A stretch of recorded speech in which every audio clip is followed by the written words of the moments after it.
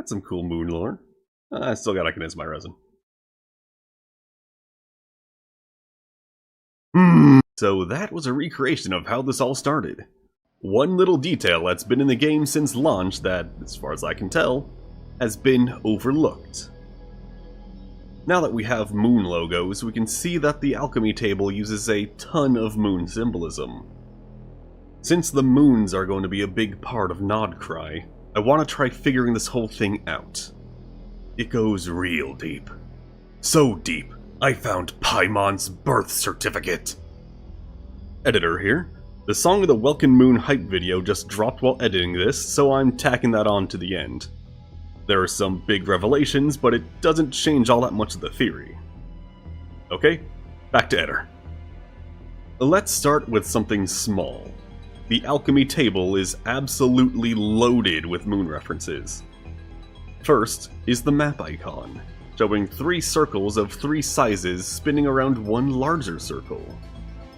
Seeing these as Aria, Sonnet, Cannon, and Teyvat, the lines connecting them all could be seen like the trajectory of a rocket launch. Next, we have a more stylized version of the same design, including the largest moon being shadowed. This one makes it a little clearer that there's something eclipsing or hollow about Teyvat. The third is the table itself. This is by far the most detailed version, where we see the middle circle in the clearest reference to the moons yet. However, we also see a 5th circle inside of Teyvat.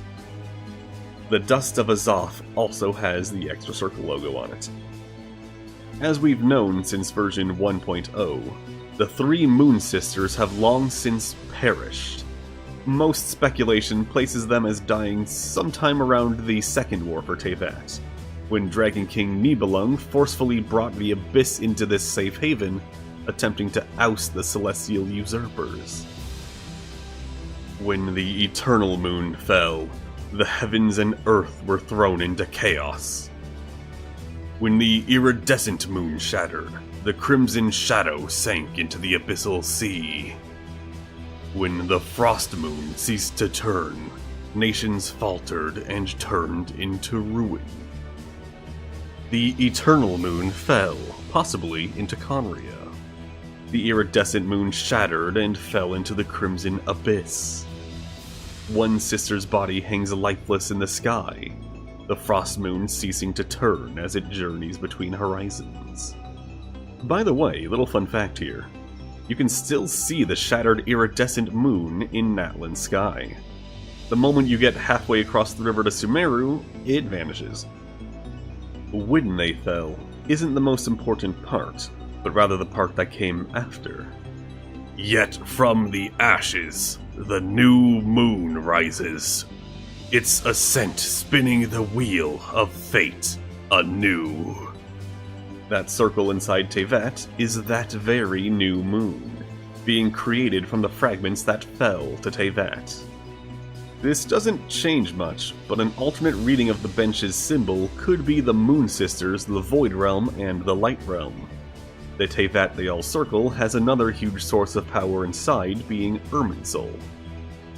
Again, this ultimately doesn't change much down the line, but I should still dot those I's and cross those T's. If we look at the 3 types of alchemy we can perform, each one has a diagram.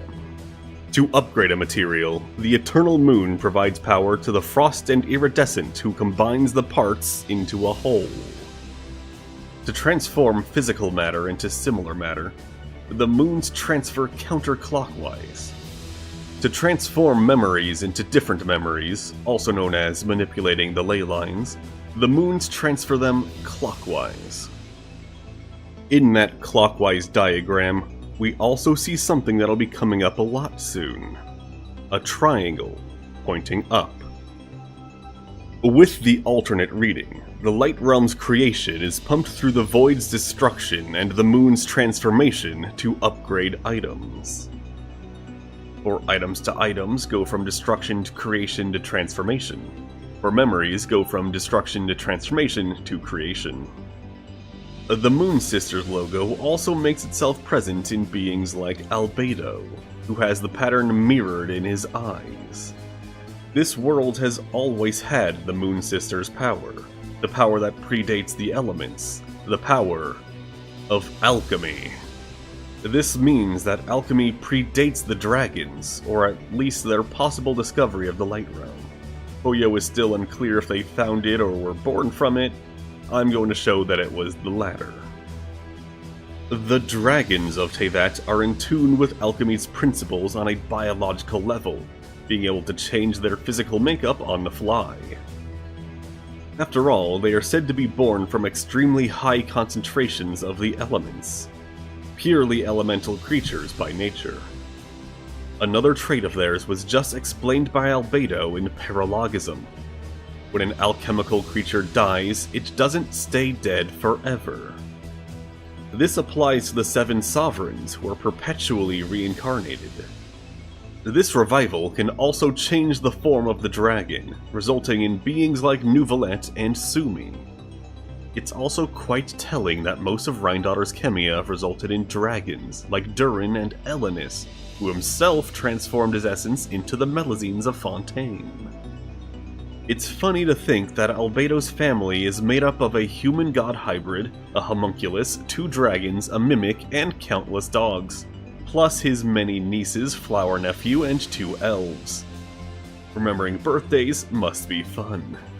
A bit off topic, but Neuvillette is stuck in human form because he's an elemental creature.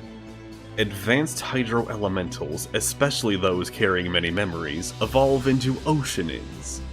As we all know now, the Oceanids of Fontaine were all transformed into pseudo-humans. So, when his hydro-memories coalesced enough to upgrade to Oceanid status within Fontaine's borders, he either automatically transformed into a human, or was manually turned into one by Focalor. Other potential human dragons are Kuki Yelan Dea, Layla, Chongyun, and Kaveh. This excludes Baiju, who swapped his eyes with Chonchong because of reasons. With that established, I'd like to share the dragon's birthmark. Albedo has the star on his collar to show his status as Rhindaughter's creation. But the true blue dragons have their own. It's all over Neuvillette as a sovereign. But we can also see variations on Dvalin, Apep's Cell, Xiukawaddle's abyssified corpse, Kukulkan, and Sigewinne.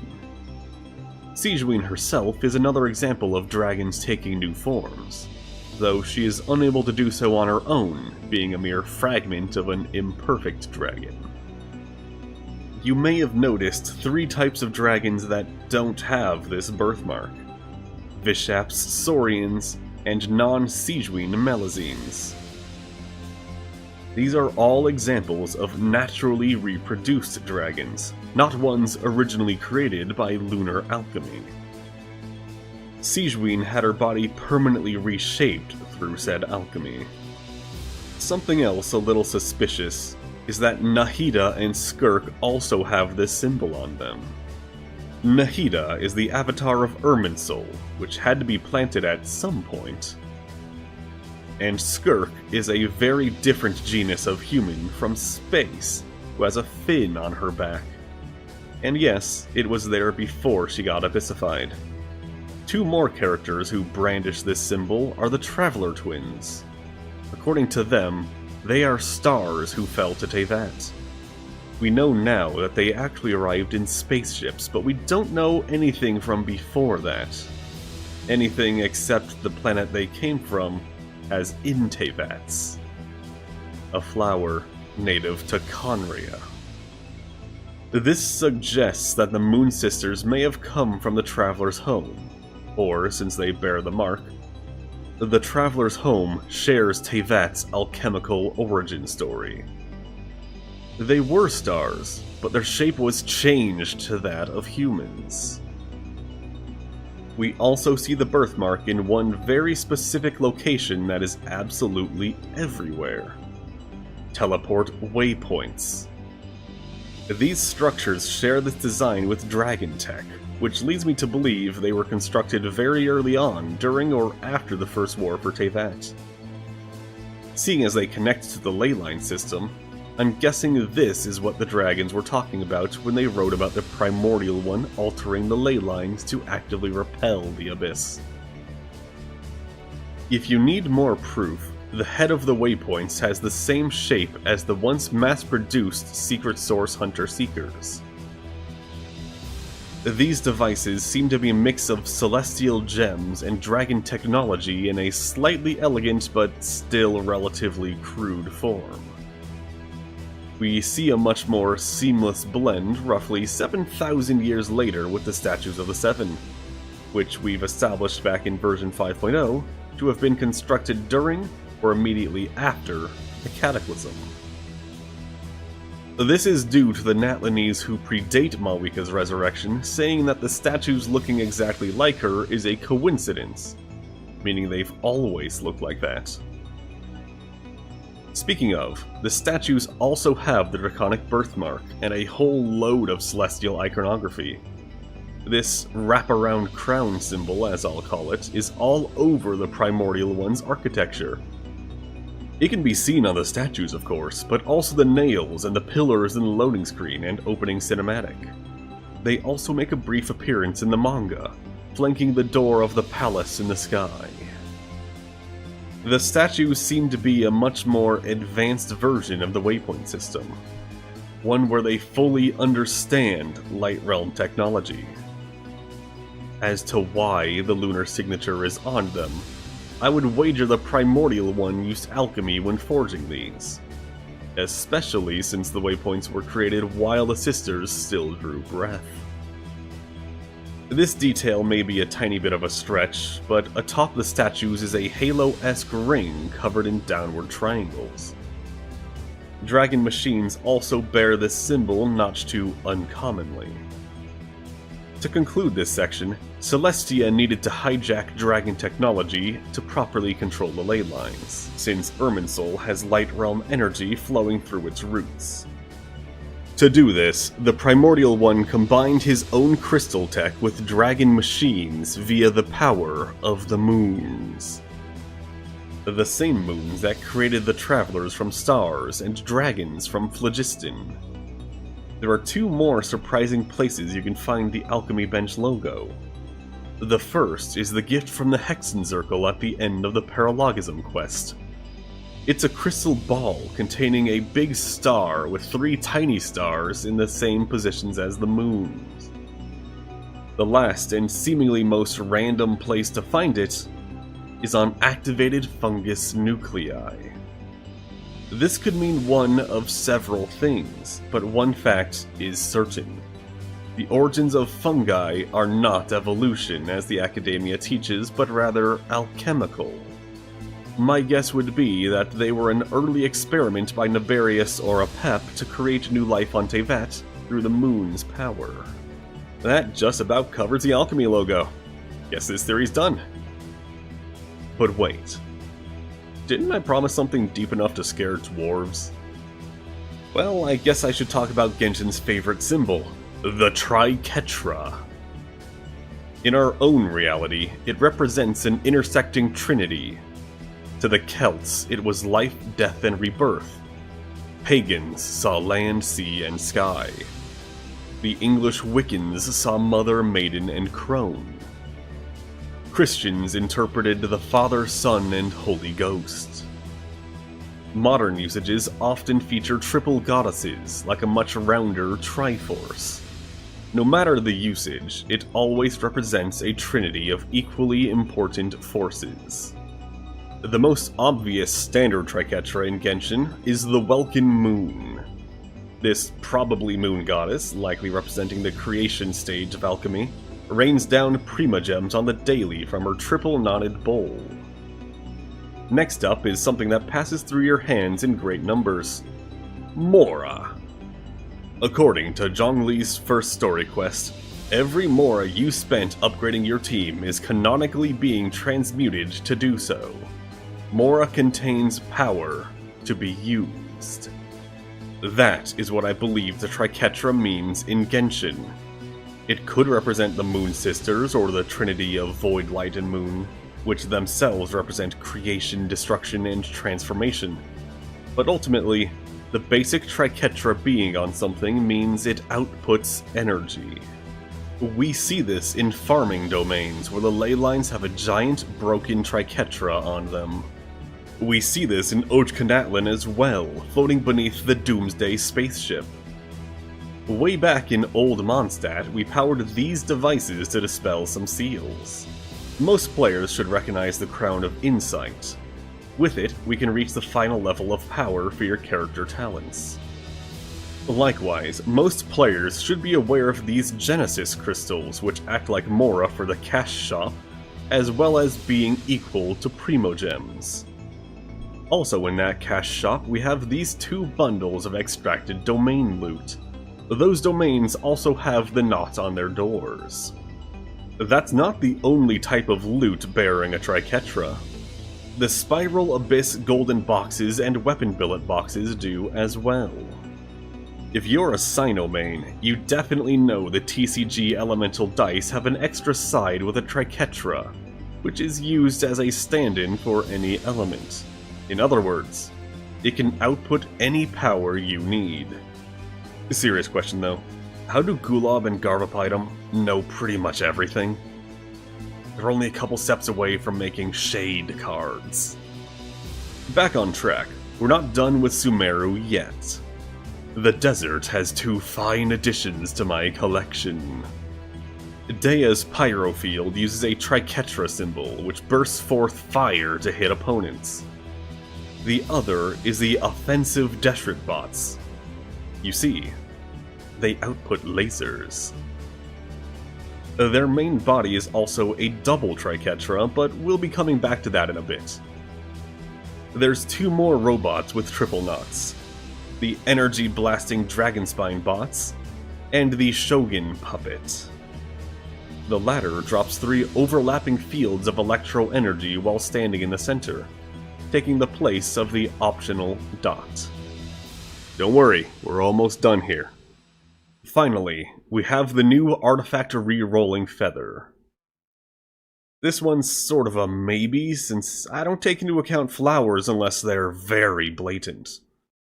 This one arguably is. It pumps your artifact with new leyline memories, since clearly the old ones were corrupted if it gave 3 def% and 2 flat attack. Breaking news! While writing this script, the yearly animated lore hype video came out and gave us all the info we need on the shades. And you won't believe it, but all 4 have your standard Triquetra. Renova's is plainly visible. Istarov's got an off-brand one on her chest and 2 keychain versions. Nibarius has one on her old outfit before Rhine-Daughter retransmuted her and added her own signature to the hand. As for Asmodee, she wasn't in this video much, and no knots are to be seen. However, we do see one in the opening cinematic. It's briefly visible 24 seconds in, and never again. If that's not satisfactory, blame Hoyo for not giving us a better look at her for almost 5 years. I swear if there's an obvious one on her back. Now, I know what you're all thinking. You said there was another type of Triquetra! Yes, and I know the example you're all waiting for. The back of the TCG cards! What? These upside-down Triquetras are the upside-down version of the same concept. Instead of outputting energy, they input. In this case, the cards need energy dice to be played or attack. To mirror the previous cash shop packs, the Leyline Outcrop drops are this specific type. This is likely due to these items directly upgrading characters and weapons, instead of using memories of artifacts pulled straight from Irminsul. As long as we're dealing with counterparts, the defensive Deshret bots absorb damage with their downturned shields. Here's another machine at a weird angle. These Inazuma puzzle blocks require the solver to strike them. Next up, we have the Archive logo for materials, also known as the very deep bag we put our stuff in. To keep using menus, we have empty character slots, loot, death, and so on. Slots need filling, Loot needs more, and death needs healing. I need healing. This next one was found by complete accident, but in some collected miscellany, when a split screen shows the difference between having and not having a talent, we have the upside down symbol. The input is the talent. Let's finish off strong, and what's stronger than Nouvelette? His charged attack does exactly that, with the Triquetra. With his burst, it's upside down before turning into the third type as he fires. Wait, we're done already? You skipped. No interrupting the class! The spinning Triquetra, completely devoid of ups and downs, represents a high amount of power present. It could also very well be another way to show the output Triquetra, but you know how I handle my I's and T's, so let's just rush through this. As mentioned, Nouvelette's fully charged Hydro Pump. He inputs, then he outputs. Next we have the top of Dragonspine, where the Celestial Nail once lay dormant. You see, while Phlogiston resists abyssal corruption freely, Celestial technology actively repels it, but at the cost of energy expenditure. Once we power the nail back up, it starts spawning these spinning Triquetras. The next two are green. The first being the stamina recharging flowers in Sumeru. The other is the Satek Waynut boss monster. Both its face beam and its drops are this type. For that reason, as well as another, I suspect this specific Waynut was born from Alchemy. The final two are purple. The most obvious, and yet very questionable, is the Electro whatever they're called littered all over the place. The last one is proof that any type of energy works. The flowers in Skirk's abyssal plane. They've likely been bathing in abyssal energy for ages, soaking up the power. I'm going to ignore the quad knots, since this video is taking long enough to make already, meaning the last knot is the previously mentioned double Triquetra. Not the duo knot, mind you, that one just means a connection between two people, like with Friendship EXP. I'm talking about two Triquetras in a trench coat. Might as well start by finishing the Deshret bots. Their main bodies are two Triquetras overlapping each other. Now, what concept comes from combining input and output? Like these machines, it means storing power as potential energy.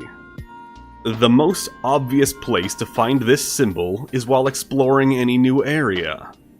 Sealed domains, including the Spiral Abyss. They're charged and waiting to switch to output. It's also on a ton of menus, since you're not doing anything while using them. But you might. Staying with the menu theme for a moment, the stars for beating the Abyss, as well as stars for wishing, are doubles. Wishes give characters, and two characters have the symbol. Kirara has it above her tail, since it's a metaphor for packages. The other is on Fischl, but only on her Ein Immernoxstrom skin. After all, the princess needs to maintain her immeasurable cosmic power! Once you've said it, your reputation neither rises nor lowers.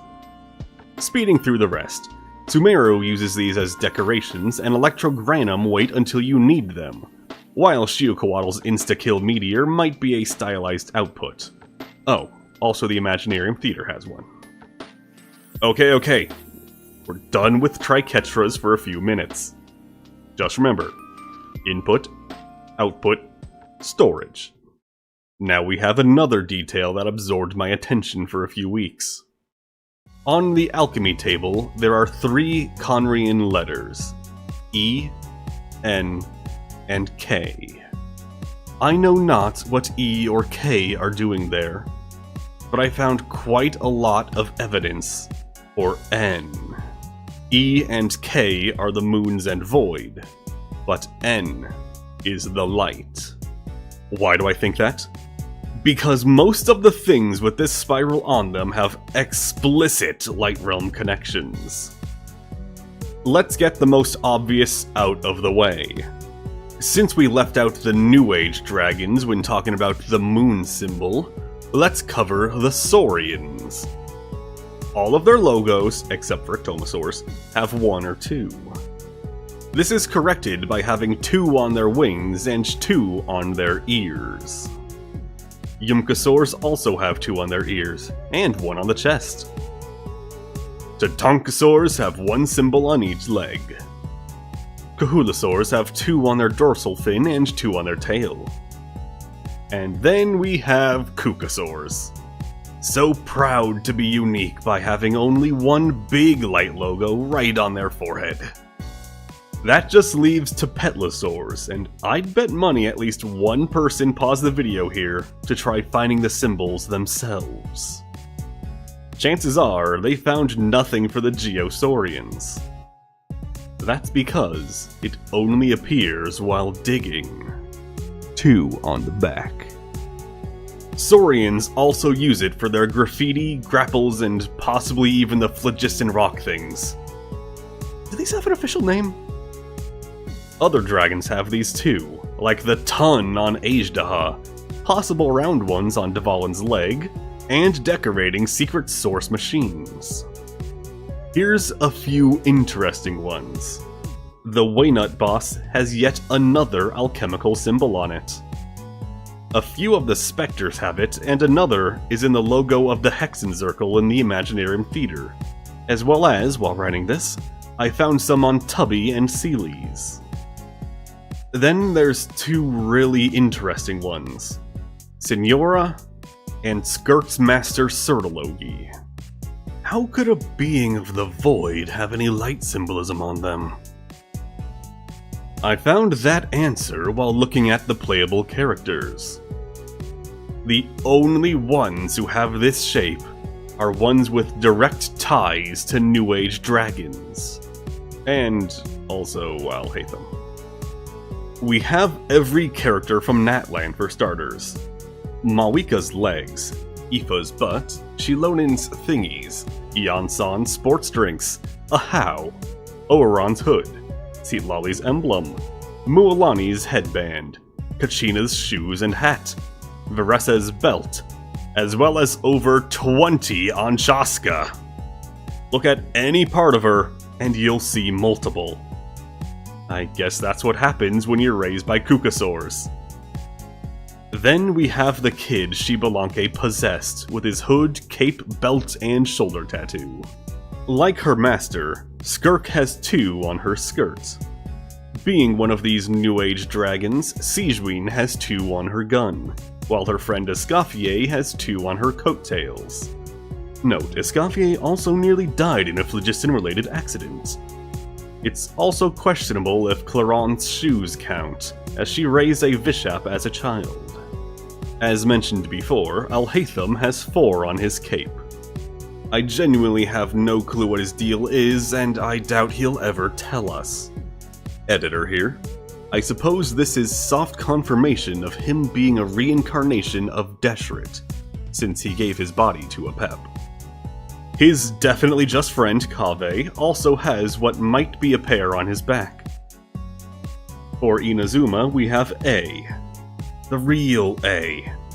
I said the real A. Perfect. She did kill what was probably an Electro Dragon. To finish this off, we have 3.5 Adepti. At least 3 of which were known friends of Ajdaha, who, again, is littered with these. Then we have Chonchong and her mysterious past as the Herb Lord. Yelan also has a few on her jacket, which was stolen from Pantalone. To make up for that, she has 2 more on the clothes she actually owns. Here's a fun little detail. The next 5-star Inefa has one on her chest. She's an android from Nod-Krai, and this core is draconic. If anyone can find E or K anywhere, be my guest. I'm just going to get to the conclusion of this theory so I can brag if I get it right. To recap the symbolism and keep it fresh in your mind, alchemy tables are the moons because alchemy is moon power. The moon's signature is this three-pointed shape. Celestia's tech is marked with a wraparound crown. Triquetras are alchemical symbols that show the direction of energy flow. And the Conrian N represents the light realm and is present on modern dragons and those associated with them. Alright, time to stop stalling. You all saw this a mile away when I started talking about crowns, halos, and Triquetras. We're talking about Istaroth. Okay, fine. Let's talk about Paimon. She has 6 of Celestia's wraparound crowns on her arms, legs, and hips.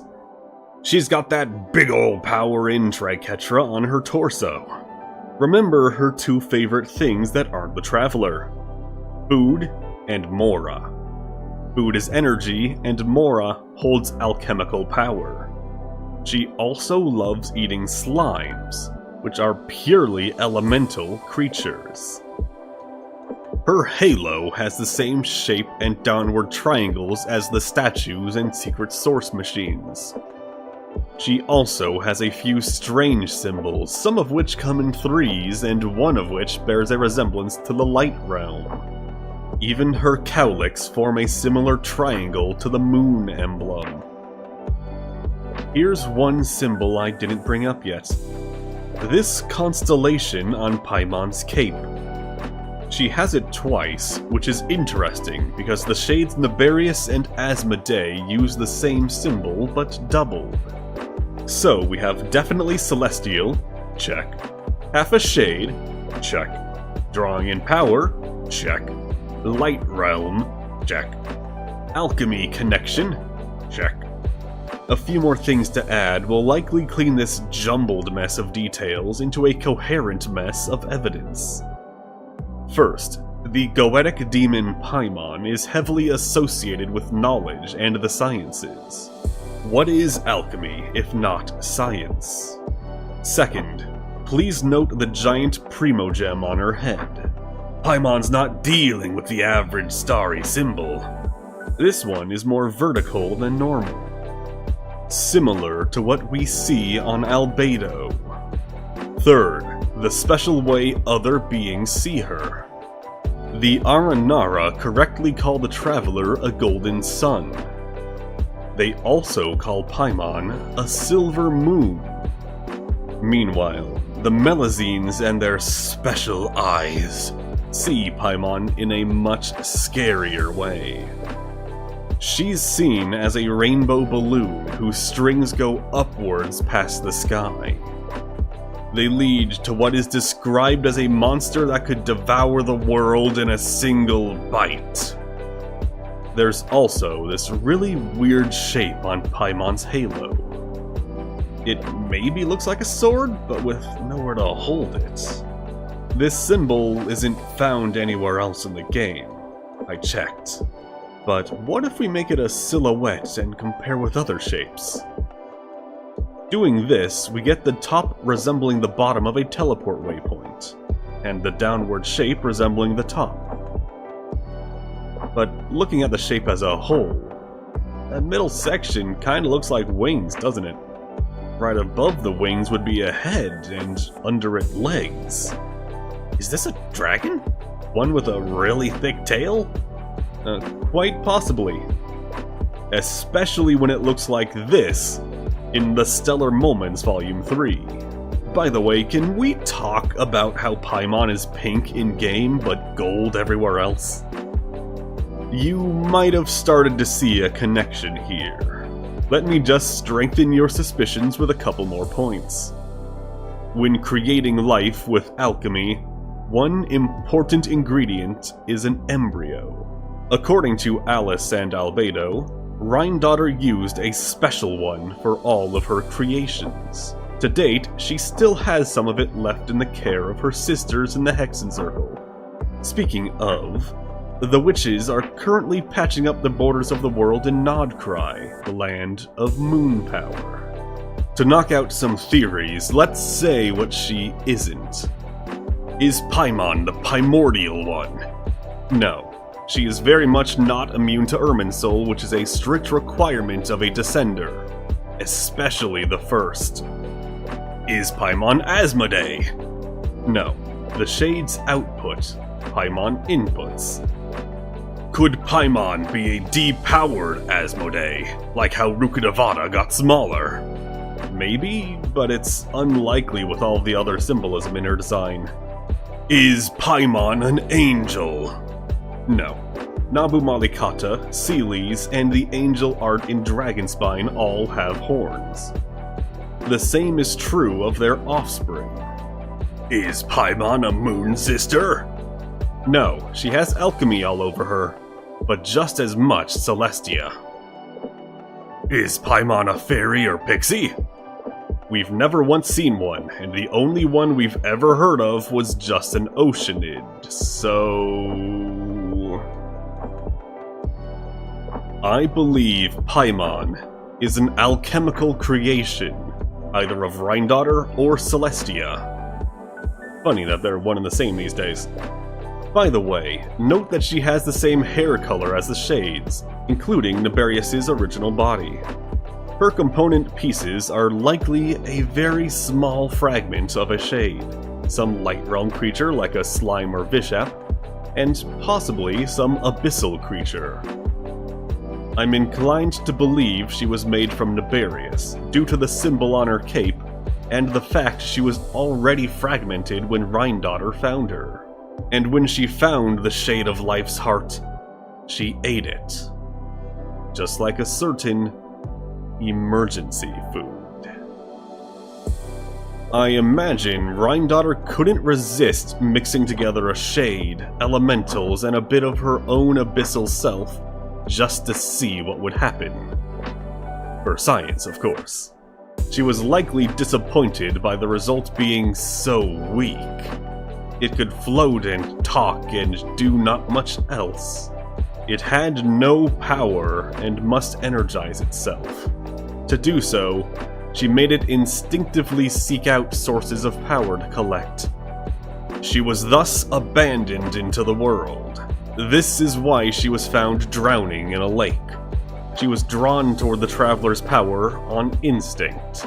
She would have made smooth contact had she not run too low on power to continue floating. Alternatively, one of her components could be the Traveler's missing power. If it's this option, I'm more inclined to believe Celestia made her instead of Rhindaughter. Or that it was gold, but only after becoming one with Naberius. She's like the Ichigo Kurosaki of Genshin, part of everything. And just like with Ichigo, there's a heavenly power limiter involved. In this case, Paimon could be responsible for limiting Traveler's power. This would make sense with the twins mysteriously being released from the pocket dimension cubes of Asmodee. Just like the third Descender, the twins are capable of wielding all power sources. The first one freed was the Abyss twin, who had prior knowledge of Teyvat, making them the obvious first pick. However, they had no Paimon and went rogue. When the Traveler awoke, Paimon soon found them and took it upon herself, unprompted, to guide the Traveler through all 7 nations. Starting with a statue of Barbados, where they proved capable of handling the elements. Add in the fact that Traveler is always just in time and just strong enough to handle all of Teyvat's problems, and you have yourself a Paimon limiter. No wonder she freaks out so much when the two get separated. If they're apart too long, her charge might notice their powers returning.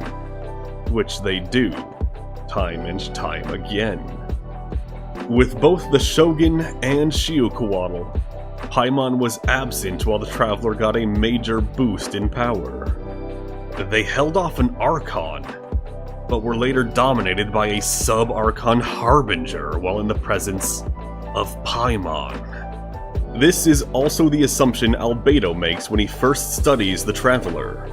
With nothing but a glance, he could tell Paimon and the Traveler's powers were connected. At the end of the journey, Paimon and Celestia would try using the Golden Heroes in a similar way as their predecessor. Either turning them into more objects to hold dragon and abyssal power, or becoming a vessel for the primordial one to inhabit. Either way, Paimon is an alchemical creation meant to absorb a large amount of energy. Whether it's to keep the traveler in check is something we'll have to wait and see. The answers are sure to be found in Nod-Krai. Here's the part at the end where I talk about the Song of the Welkin Moon. Let's get the easy part out of the way. Symbolism.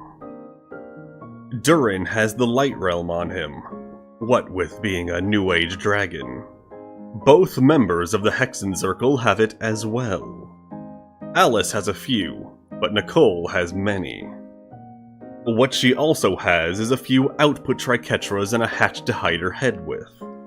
She has pointy ears, wings, and a halo. According to Skirk and Wolfie, she's a being who changed herself into a human. Perhaps she wears a hatch to hide her lack of angel horns. Another lady hiding her features is Columbina, the now called Moon Maiden. She has a few outputs on her chest and shoulders, but also a very specifically shaped shadow on her cuff ribbon. One small detail about her is her legs having yellow, elongated primogem stars, just like Albedo's. She might be another homunculus of Rhindaughter. This might be iffy, but she also has a moon logo center mass and inverted. If I had to guess on what little we know, I'd say she's a similar creature to Paimon. Before anybody asks, no, Sandrone circles do not intersect. No Triquetras detected. Nefer has the same eyes as Nouvelette, very clear slits with white pupils. She also hides her ears with some pointed metal. We don't see much of her, but from what I could see, she has small moon logos on her hips, and what might be a large one on her abdomen. She also has at least one abyss-cursed arm. Like everyone else, I think she's a pep, or at least extremely associated with her. Alright, let's wrap up with the big one. The moons were born of Teyvat's land. The one who created them was the first ruler of the planet from the age before the elements. Before the dragons. The only part of the theory that changes from this revelation is the Traveler Twins' origin story. This original king was almost certainly not native to Teyvat, so there's no reason they couldn't have worked their magic on other planets. Another answer to the In-Teyvat problem is that the third descender, who was described similarly to the Travelers, was the one who brought them around 3,000 years ago. These moons do in fact have human forms, so there's no metaphor in calling them sisters. Two are dead, and one is kept alive by a lie.